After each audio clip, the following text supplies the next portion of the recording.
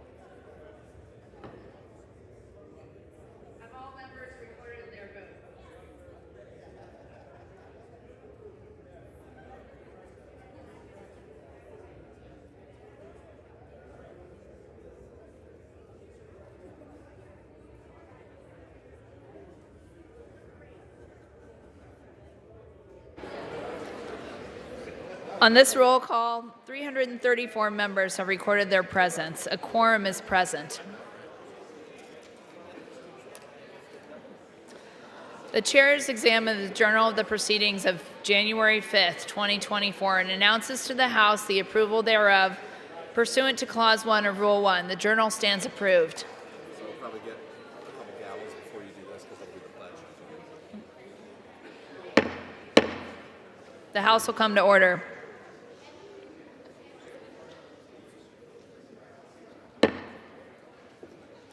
The Pledge of Allegiance will be led by the gentleman from North Carolina, Mr. Davis.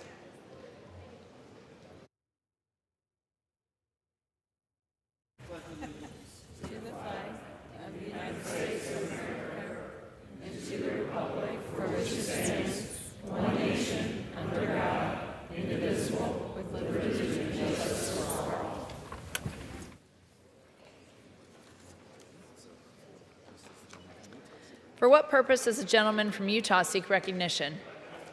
Speaker, I send to the desk a privilege resolution and ask for its immediate consideration. The clerk will report the resolution. House Resolution 948, resolved that a committee of 2 members be appointed by the Speaker on the part of the House of Representatives to notify the President of the United States that a quorum of the House has assembled and the House is ready to receive any communication that he may be pleased to make. Without objection, the resolution is agreed to, and the motion to reconsider is laid on the table. Pursuant to House Resolution 948, the chair appoints the following members to the committee to notify the President of the United States that a quorum of the House has assembled and that the House is ready to receive any communication that he may be pleased to make. The gentleman from Louisiana, Mr. Scalise, and the gentleman from New York, Mr. Jeffries. For what purpose does the gentleman from Utah seek recognition?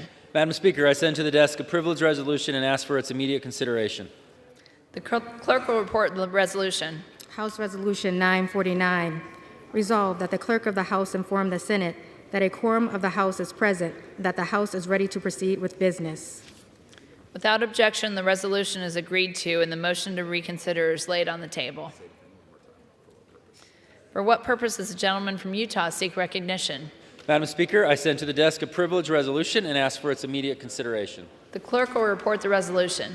House Resolution 950, resolved that unless otherwise ordered, the hour of daily meeting of the House shall be 2 p.m. on Mondays, noon on Tuesdays, or 2 p.m. if no legislative business was conducted on the preceding Monday, noon on Wednesdays and Thursdays, and 9 a.m. on all other days of the week.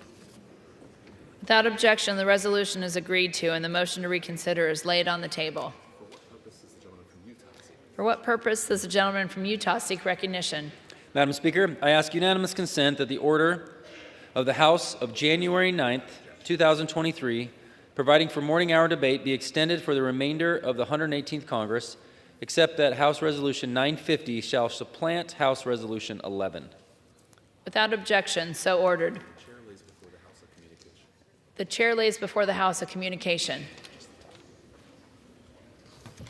The Honorable, the Speaker, House of Representatives, sir, I hereby submit my resignation, effective at the end of the day, January 21st, 2024, as United States Representative of Ohio's 6th Congressional District. It has been an honor and privilege serving the people of Eastern and Southeastern Ohio and the U.S. House for the last 13-plus years. The hard-working men and women who call the 6th District, old and new, home, from Youngstown to Portsmouth, from St. Clairsville to Zanesville, are proud and patriotic, but they are too often disregarded by America's elites, be they political, media, corporate, and/or academic.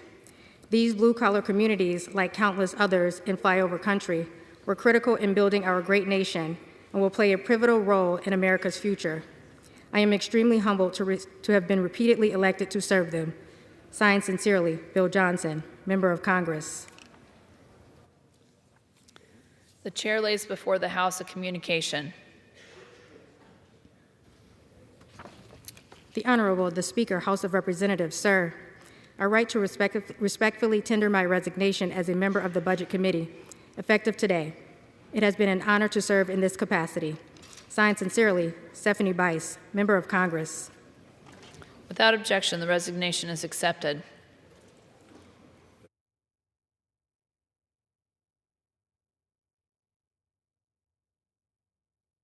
I would ask that all members and staff present in the chamber and throughout the Capitol please rise for a moment of silence in honor and remembrance of the dedication and service of the fallen United States Capitol Police officers, Brian D. Sicknick and Howard Liebengood.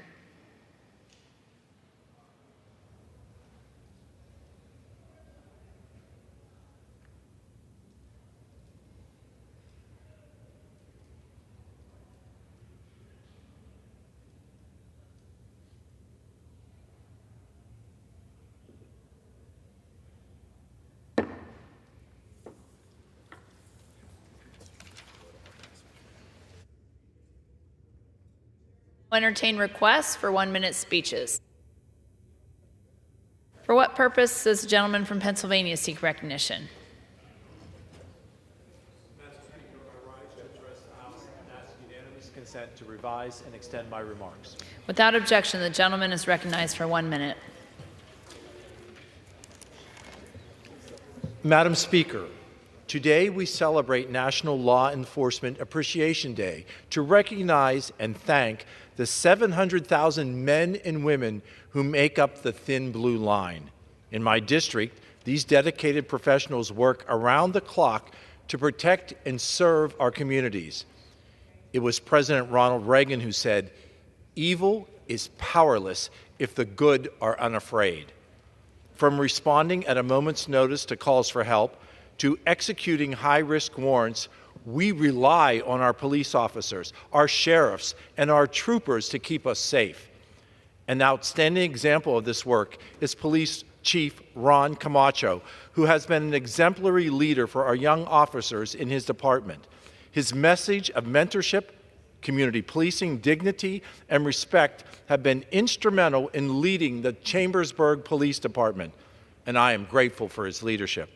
On this National Law Enforcement Appreciation Day, please join me in thanking the officers who have dedicated their lives to service. Their hard work, long hours, and personal sacrifices should never go unnoticed. Thank you, Madam Speaker, and I yield. For what purpose does the gentlewoman from California seek recognition? I ask unanimous consent to address the House for 1 minute and to revise and extend my remarks. Without objection, the gentlewoman is recognized for 1 minute. Mr. Speaker, I rise today to recognize the 65th birthday of the city of Walnut, California. On January 20th, 2024, the city of Walnut celebrates 65 years since its incorporation. A longtime ranching community, the Walnut area was primarily used for cattle and sheep grazing, as well as growing wheat, grapes, and fruit trees. Walnut has since grown into a diverse, successful city that I am proud to represent as part of California's 38th Congressional District. Walnut is beloved for its historic charm and traditions, such as the Walnut Family Festival and Winter Jam. From the iconic windmill in Suzanne Park to the wildlife sanctuary at Mount Sac, to the beautiful groves of walnut trees, to its wonderful senior center, the city of Walnut has much to offer residents and visitors alike. I wish a happy birthday to the city of Walnut. Thank you. For what purpose does the gentleman from Pennsylvania seek recognition? Mr. Speaker, request unanimous consent to address the House for 1 minute and revise and extend my remarks. Without objection, the gentleman is recognized for 1 minute. Thank you, Mr. Speaker. Mr. Speaker, I rise before you today to celebrate National Law Enforcement Appreciation Day. I'd like to take this time to honor the more than 800,000 sworn officers currently serving in the U.S. for their continued dedication to upholding the law and ensuring our safety. Words cannot describe how difficult and how important your jobs are. Established in 2015, National Law Enforcement Appreciation Day takes place annually on January 9th. It is a special time in our country because it allows us to truly recognize the brave men and women of this country who serve in law enforcement. Thank you to the Capitol Police, the Secret Service, and the Metropolitan Police Department for keeping us continually safe here in our nation's capital.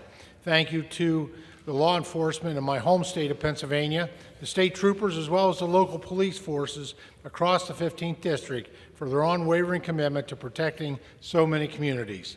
Thank you again to all law enforcement across the United States for your admirable service to our country.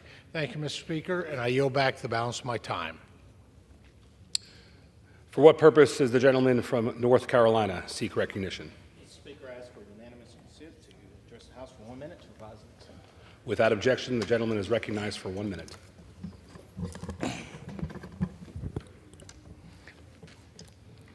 Mr. Speaker, my second trip to the southern border as a member of Congress was to Eagle Pass, hosted by the gentleman from Texas, Mr. Tony Gonzalez. While there, we met with local border community elected officials who expressed how an influx of migrant crossings overwhelmed their communities. We toured the Eagle Pass port entry, where I saw firsthand field operations and the economic impact of the International Rail Bridge closure, a daily revenue loss of about $50 million. Del Rio sector statistics reveal over 90,000 encounters, 39,000 known gotaways, 250 criminal arrests, and 30 migrants on the terror watch list. There's only one way to address this evolving situation: bipartisanship. Our southern border situation is not a Democratic or a Republican issue, but an American issue, and we must find common ground for Eastern North Carolinians and the American people. Mr. Speaker, I yield back. For what purpose does the gentleman from New York seek recognition? I ask to address the House for 1 minute and to revise and extend my remarks. Without objection, the gentleman is recognized for 1 minute. Mr. Speaker, today I rise to honor and remember a pillar of our community in Yorktown, Supervisor Tom Diana.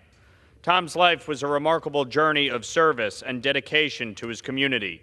A proud graduate of Lakeland High School, Tom embarked on a path of public service that defined his life and legacy. Tom's career in law enforcement spanned several decades and included stints with the Putnam County Sheriff's Office, the Yorktown Police Department, the Cortland Police Department, and finally the Westchester County Police Department. His service was marked by an unwavering commitment to excellence, including as a K-9 officer. But his service extended beyond the badge as a member of the Yorktown Board for 7 years before culminating as town supervisor. He loved the job, and the town loved him. Last Monday, I was proud to be on hand for his swearing in. Tom talked about the importance of community and his commitment to serving a cause greater than himself, his love of Yorktown, and his appreciation to its residents for giving him the opportunity to serve. 4 days later, he was taken from us suddenly. Tom's loss has been felt profoundly, and we will miss his leadership, his infectious smile and laugh, and his optimistic and positive approach to governing. This morning, we laid Tom to rest, joined by his beloved wife, Donna, his daughters, grandchildren, and the beloved Yorktown community. We will always cherish Tom for his warmth, his humor, and the profound kindness he extended to all. His legacy will continue to inspire us. Thank you, Tom, for your service, and may God watch over your family. I yield back.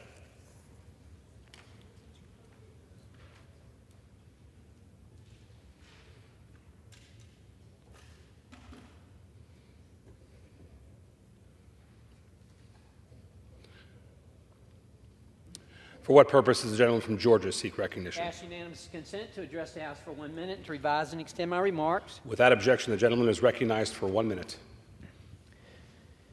Mr. Speaker, I rise today in regards to the city of Brunswick, Georgia, being voted among the 15 most affordable beach towns in the United States. This past year, according to the list, Brunswick is among the most affordable beach towns to live in the country.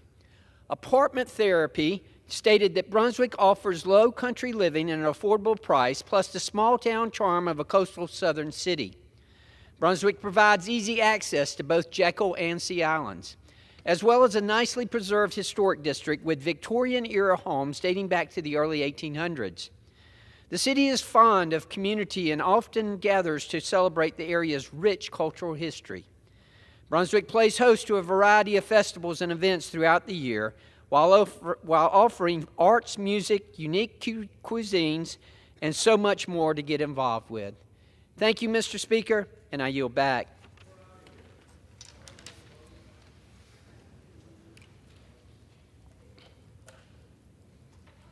For what purpose does the gentleman from Wisconsin seek recognition? Thanks. I'd like to ask make unanimous request to speak for 1 minute. Without objection, the gentleman is recognized for 1 minute. During the last few weeks, when we were back in our district, I had time, along with about 50 other congressmen, to visit the Eagle Pass entryway at our southern border.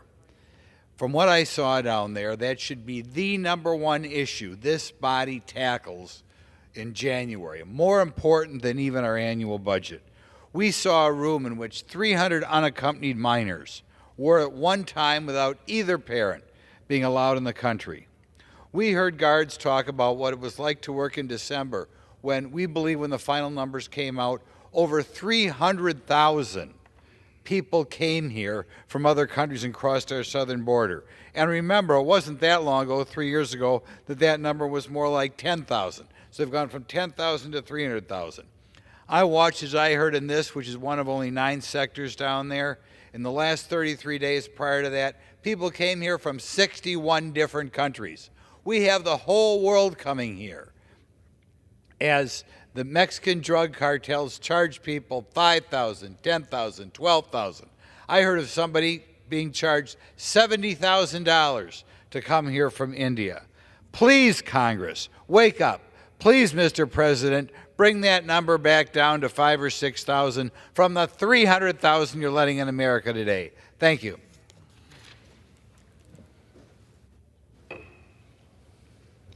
For what purpose does the gentleman from North Carolina seek recognition? I ask approval to speak for the House for 1 minute, Mr. Speaker. Without objection, the gentlewoman is recognized for 1 minute.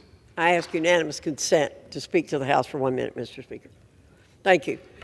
Mr. Speaker, I rise to recognize Ellen and Klein Church, the owners of Klein Church Nursery in Fleetwood, North Carolina. Ellen and Klein are humble, salt-of-the-earth people. Everyone who knows them can attest to this. Last year, their nursery was selected as a Grand Champion Grower by the National Christmas Tree Association, and one of their North Carolina Fraser fir trees was featured in the Blue Room of the White House. Mr. Speaker, growing a Christmas tree of that quality takes a significant amount of time, a considerable amount of work, and unwavering persistence. Ellen Klein and their family are among the best that the North Carolina Christmas tree community has to offer. This is a fact. Here's to many more years of producing impeccable Christmas trees that everyone will enjoy. I yield back.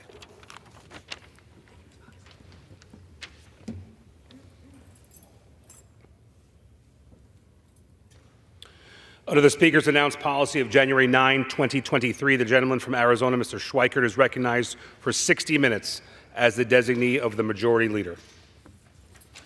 Thank you, Mr. Speaker Pro Tem. Welcome back. Wanted to do a little bit of an update, and I apologize for anyone the 3 or 4 people that actually pay attention to the math. They will have seen some of this. But I have a point I want to try to make tonight, and I'm going to work on this over the next couple of weeks because I got to find a way to do this better because apparently I'm not breaking through. And, you know, I tease a lot that this is a math-free zone, but I brought the boards to walk through the economic studies that basically show you can tax the rich and to get about 1.5% of GDP if you tax everything. And over here, when we're talking about doing cuts, we could probably get a point of GDP when you consider what? All non-defense discretionary might be 2.5% to 3% of GDP. So if the understanding saying, okay, so here's what we're talking about, cutting on our side, they're taxing on that side, you might get 3% of the economy. Since this fiscal year, so we're a little over 1/4 in this fiscal year, I think if you add up everything, we're borrowing about 9.6% of the economy.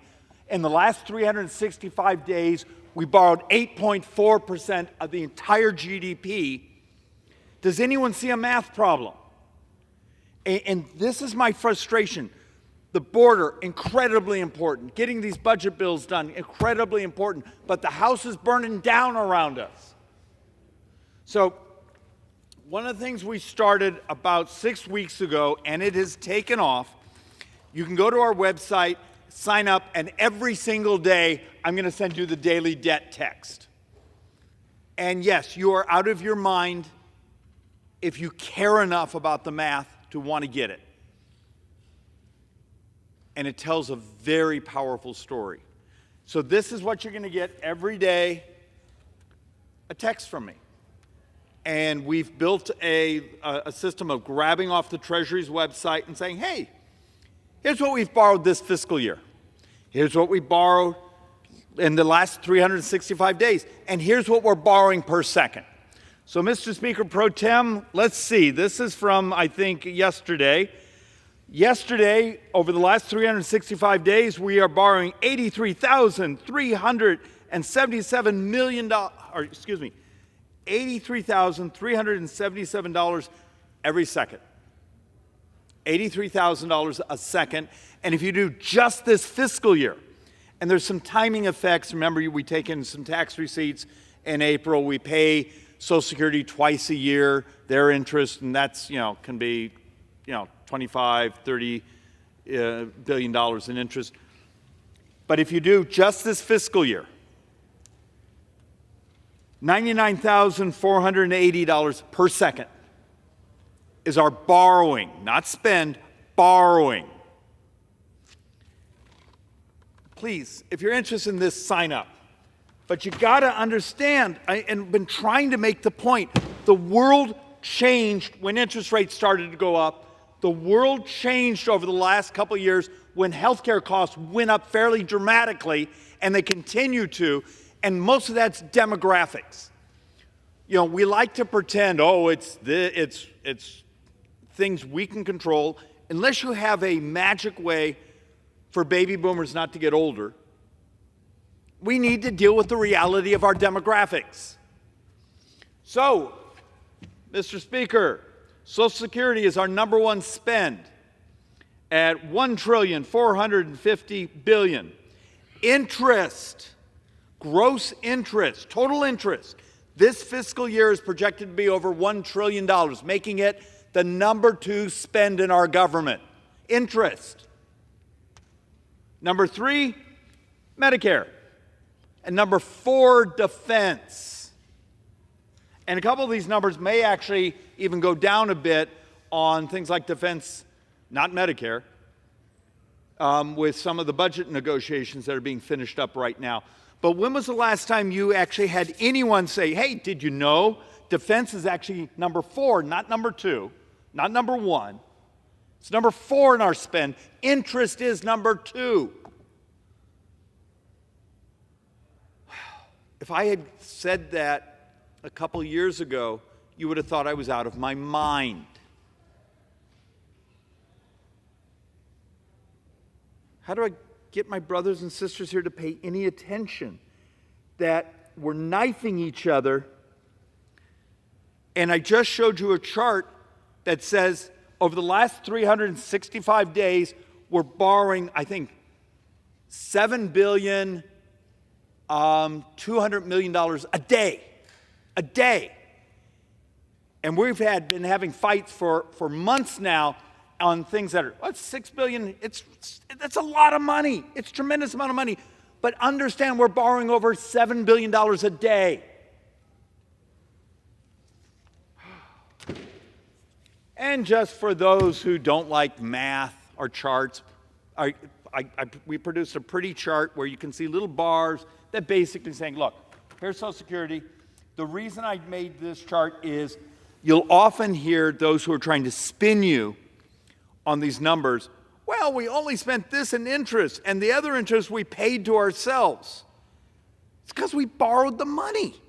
When we reach into the Social Security Trust Fund, when we reach into the Transportation Trust Fund, when we reach into the Medicare Trust Fund, we grabbed the cash, we spent it, And now we got to pay back that principal and pay interest on it. So that's why you see the difference. But even then, even the net interest looks like it's going to be the second biggest expense in U.S. government this year. That's a stunning number. And look, this one's a little hard to read, and I have several charts here that we may go through very quickly because they're awfully technical. But we're just trying to make the point, if you look at this line here, all I'm trying to make the point is we benefited, we lived in a fantasy land for a decade with artificially low interest rates. Realities come home, and we're not intellectually prepared to deal with reality.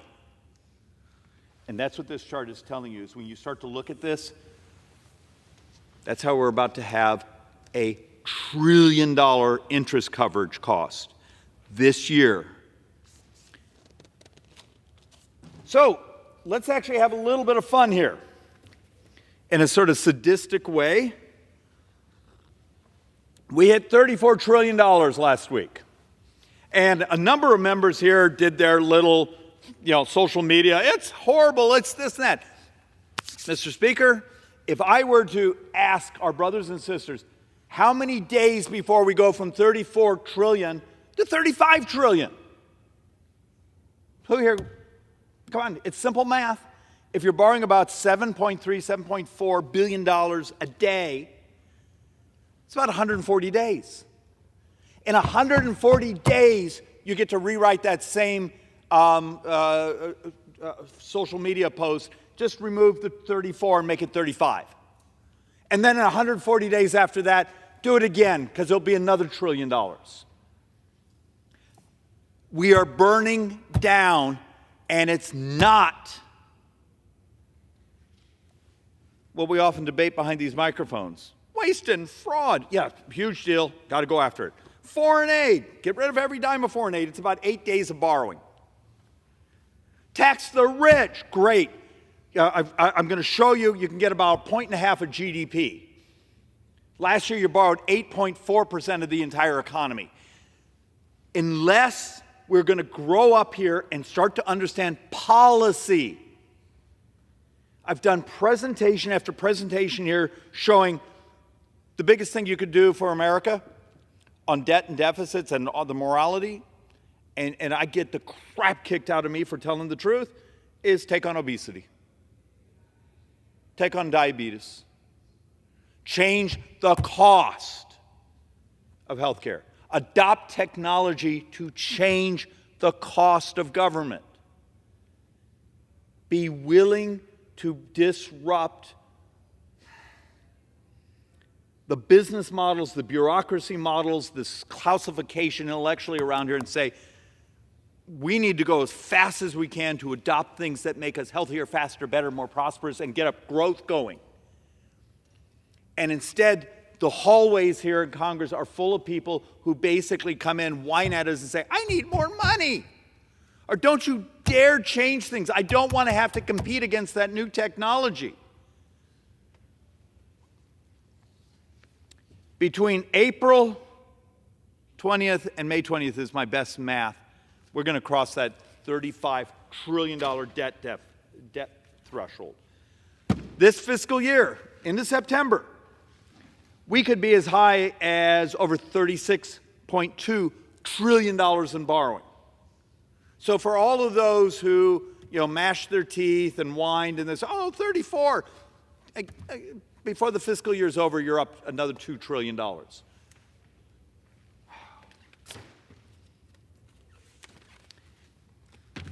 And the speed of this one I'm being a little bit of a jerk on, but I think it's deserving.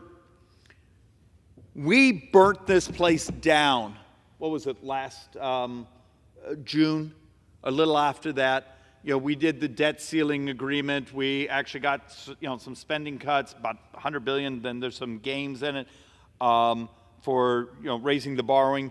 And then a little while after that, we removed our speaker. We basically weren't able to do anything for months.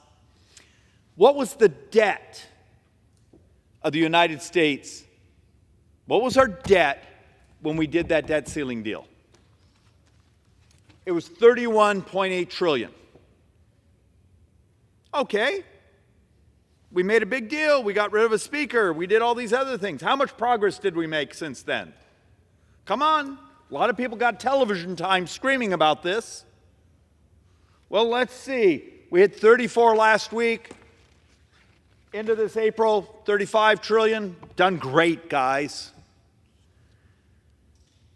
We don't seem to understand 100% of the debt that is growing from today through the next 30 years, and this really makes people uncomfortable. 100% is demographics. It's the interest, it's healthcare costs, and in about 8-9 years, we got to have a brutal, and dear God, please let us grow up and deal with it long before then.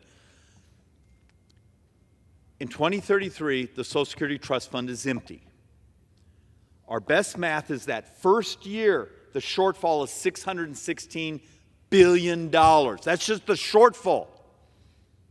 That's a 25% cut for seniors in 8-9 years. We will double senior poverty. How many people here do you see coming up and saying, we're going to fix that? And then many of the solutions we look at saying, well, just raise the cap.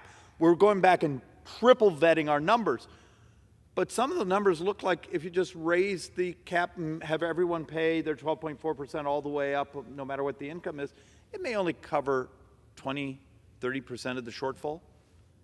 You got to do all sorts of other taxes. And when you do that, you've taken away your ability to have any optionality for everything else. Once again, we work in a math-free zone. So this chart is the single chart I get the most complaints about. So it must be hitting home. It basically is the chart. And remember, this one's now 2 years old. We just haven't had time to do the update on it. It's only worse today. It was basically saying in 30 years you had $116 trillion of debt. Our new math is closer to $130 trillion if interest rates continue to stay well over 4%. It was basically, this was saying $77 trillion over that 30 years, Medicare. Shortfall, it's healthcare costs, and then the financing of them. And this is over here, $38 trillion is if we backfill Social Security. Okay. How much real work are we doing here? How often do we go home and tell the truth to our constituents? That unless we actually start to act like fiscal adults and take on policy, major changes in policy to actually, particularly on health care, to change the cost of health care. It's not financing. There's the intellectual vacuousness around here. Obamacare was a financing bill. The AC is a financing bill. Who's got subsidized and who had to pay? Over here, we had our Republican alternative. It was better. It fixed a bunch of the actuarial curve, so hopefully younger people would be willing to participate. But it was a financing bill. Medicare for All is a financing bill. It's not changing what we pay. It was just changing how we pay. You need the adoption of technology, whether it is technology where it's something you can blow into and it prescribes, and that technology exists, except it's illegal, down to actually having the brutal discussion of why are we so sick as a country? So, seriously, particularly for working age, prime age males, life expectancy may be going down again for another year. We're dying. In 18 years, this country has more deaths than births. Remember, our fertility rates last year, I think, fell to 1.64, 1.65. It's math, but there's things we can do. There's ways to make this work. But, dealing with the conversations, well, we just need to raise taxes on rich people. And then you show the charts from their own studies and they just stare at you saying, well, I can't actually say that because that's not what I've been telling my voters. I've offered amendments here this fiscal year to remove every dime we send to entities that have their own taxing authority. Those are brutal amendments. But about 30 to 40% of all non-defense discretionary is money that we borrow and send to cities, states, counties that have their own taxing authority. They'll scream if that passes. But it's intellectually honest. Should we borrow money to send it to entities that have their own taxing authority? Because understand, every dime of defense, every dime of what you think of as government, the FBI, the Supreme Court, my salaries, everything else, it's all borrowed. And it looks like where we're heading right now, which is part of the punchline of tonight's presentation, every dime of defense, every dime of non-defense discretionary, and maybe $300, $400, $500 billion of Medicare will be borrowed this year.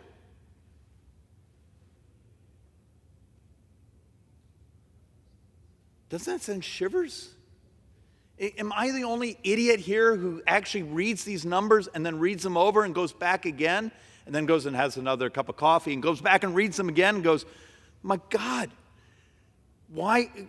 But yet you talk to the television producers, well, that's not interesting. The public doesn't really care about math. Well, they will when their pensions collapse. This is no longer about your grandkids, your kids. This is about your retirement being screwed over. And just for the intellectual opportunity here, I grabbed and we produced this slide. Okay, the United States right now is sitting about 4% in our 10-year. Why? What's going on in the world when Greece has a lower interest rate on their 10-year sovereign debt than we do? Italy's lower than the United States. Portugal's lower. Spain's lower. I mean, the entire Southern Europe average is 3.31. I think that we did this net math as of yesterday. And the United States is around 4. I grew up in a household that actually my father was wonderful teaching me about stock markets and bond markets and those sorts of things. You know, some kids on Saturday went to the ball field. I went to the stock exchange with my father. It's just what we did. Bond traders and the data they work with are some of the smartest people you can possibly imagine. What's the bond market telling us when the U.S. interest rates on a 10-year note or bond is higher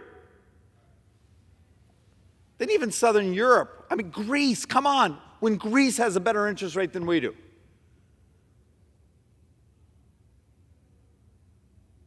What do they know that we don't, or that we're not willing? Actually, I have a different way to phrase it.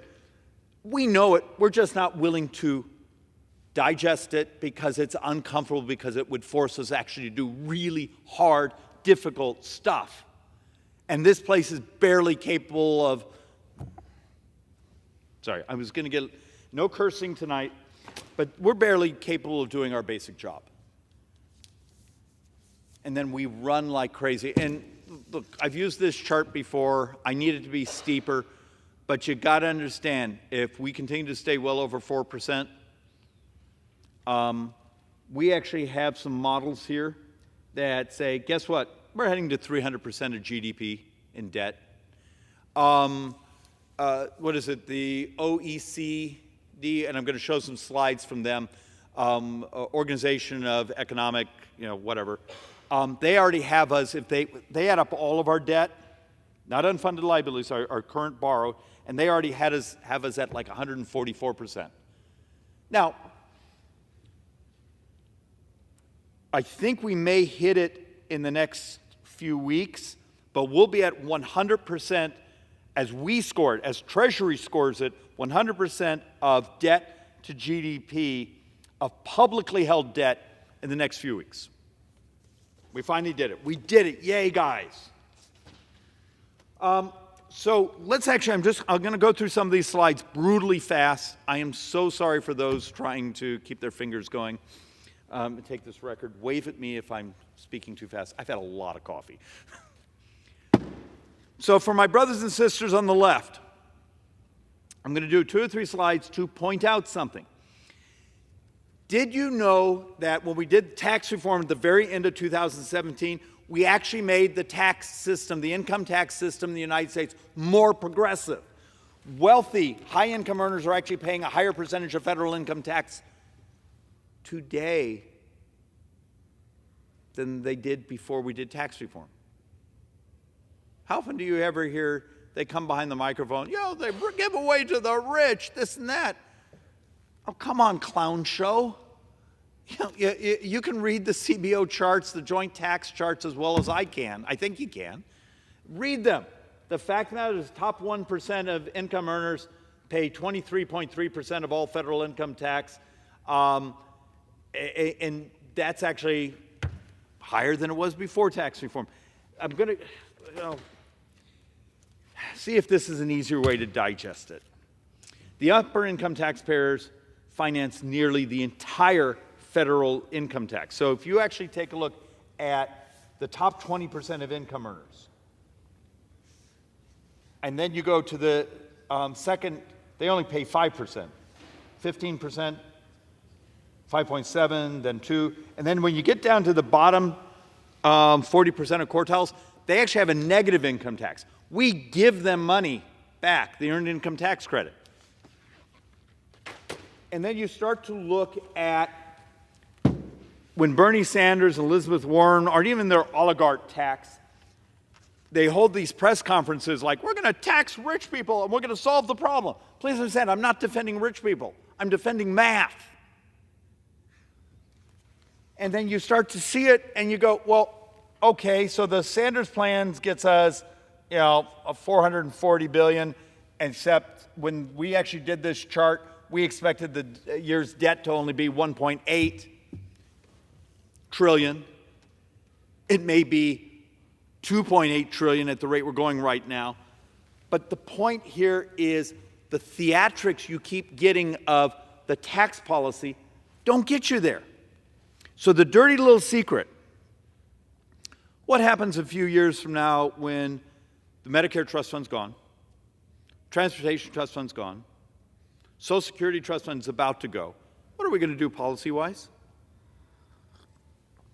Okay, raise taxes on everyone over $400,000. Okay, you covered a fraction of your problem.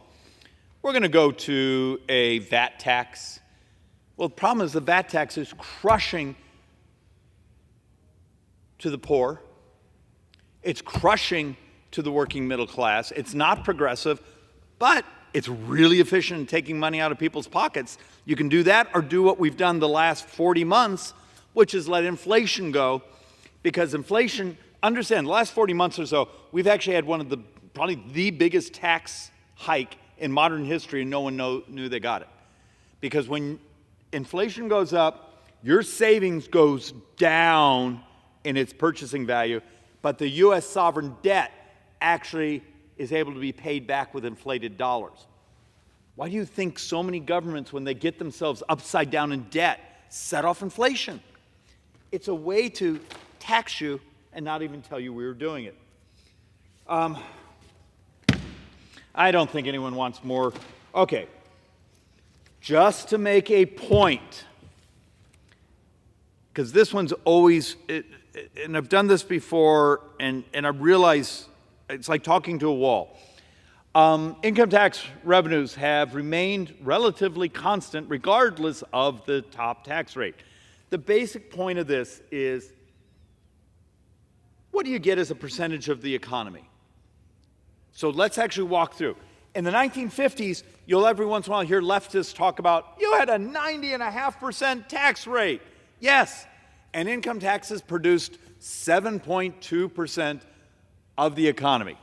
But go to the Reagan years, when you got down to, or let's do the 90s, Clinton years. You got down to 36.7% top marginal tax rate. You got 8.1%. Today, we're at 37%. We get 9.2. Anyone see the punchline? Sometimes when you had these incredibly high marginal tax rates, you get this much of the economy. low marginal tax rate, you get the same amount of the economy. So the secret is dramatically larger economy. You want tax receipts, tax revenues. You got 100 years of data out there showing when we've had very high marginal tax rates, we get the mean. When we got very low, we get the mean. But when we get very low, the pie was getting bigger. When you had very high, the pie was actually getting smaller. Oh.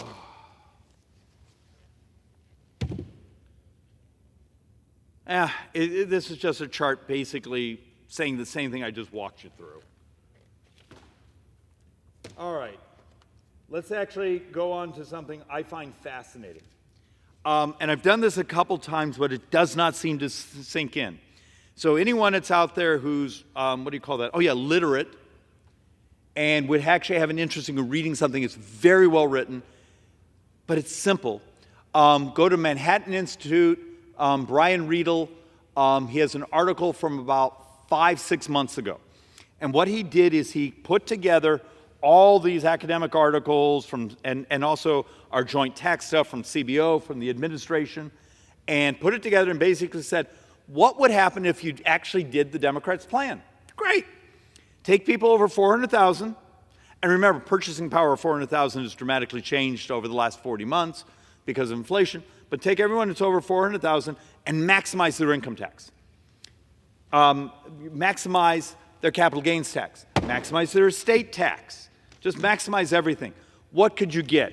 And so I have a series of boards here from the article that basically say, okay, if you did maximize the estate tax, just maximized it before it changed behavior, or just in this case on estate tax, it doesn't change behavior much, but you get 0.1%. So max rate on estate tax, 0.1% of GDP.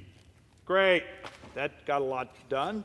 Now if you come over here and do some of the others, you also do the corporate tax, you add up, do an increase on the international, do all the Biden corporate tax hikes, do some of the additional garnishment in many ways of the corporate savings.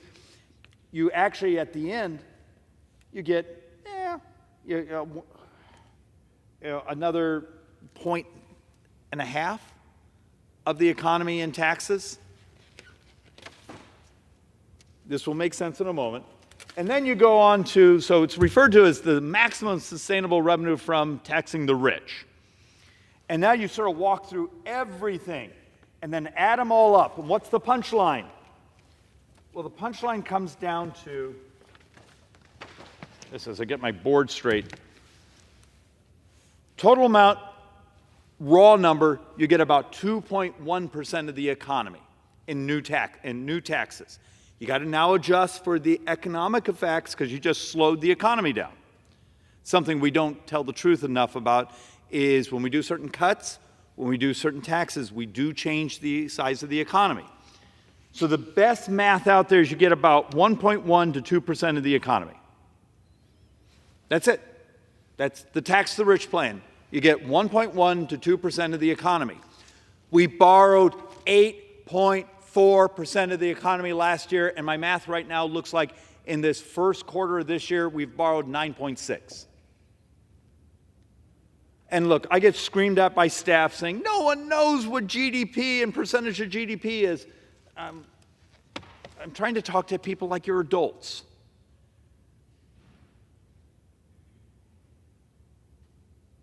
The tax side doesn't work. Now, should we change parts of the tax code? Okay, I'm fine with that. But don't think it's the solution. And for my brothers and sisters on my side, I need to put them together. It's a little harder, showing all the discussions of what we think we can cut. And I come up with like a point, maybe a 1.25% of GDP. Now, you got to understand, I'll do a reference so this makes sense. Back last June, when we did the debt ceiling deal, there was $100 billion that was going to be removed from non-defense discretionary. So you're functionally going from $700 billion to 600 some. Bloomberg Analytics, which has really good economists and really good data systems, they spent a fortune building this model, came back and said, yeah, you're going to actually, in 2024, if you execute that, yeah, you're going to save the $100 billion, but you'll also slow down the economy by like 0.5%. Something we actually don't talk about is big boy economics. When they want to raise taxes, and even when we want to cut spending, it does have economic effects. We need to calculate those things in so we're being honest about the math.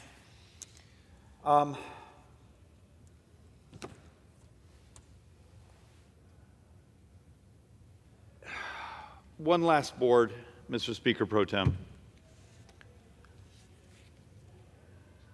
Yeah, I'm not going to make you all suffer through this. I guess I'm trying to make a point. There's hope. There's a way I can make this work. But we got to do it all together. I mean, we couldn't even organize lunch if we wanted to. There is a way to stabilize the debt to GDP, but it has to be done through policy. Those who look you in the eyes and say, I can cut it and get there, I can tax and get there, they need to own a calculator, and I can give them some great literature to read. But there's policy out there, and policy's hard because you've got to be willing to look a number of the army of lobbyists, many of our constituents, many of the people here, and say, there's a reason you didn't go to Blockbuster Video last weekend. Technology creates revolutions. Instead, now you hit a button at home and you stream. Those changes are already here that could dramatically change the cost of healthcare, dramatically change the cost of what it is to protect the environment, dramatically change the cost of building transportation. The technology, the engineering is here. But the laws we've passed, the way we reimburse things, we're still defending the old model.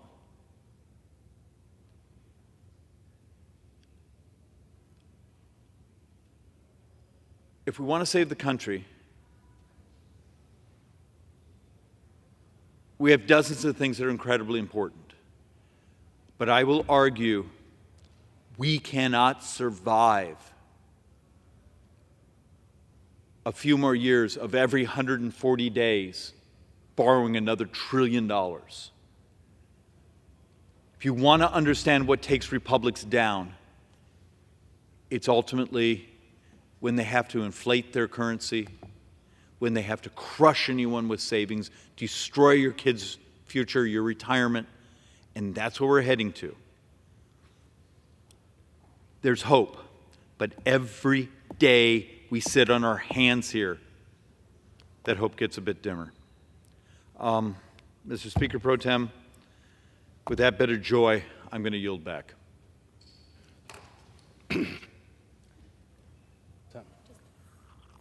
Does the gentleman have a motion?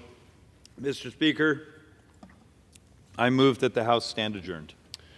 The question is on the motion to adjourn. Those in favor say aye. Aye. Those opposed say no. The ayes have it. The motion is adopted. Accordingly, the House stands adjourned until 10 a.m. tomorrow for morning hour debate.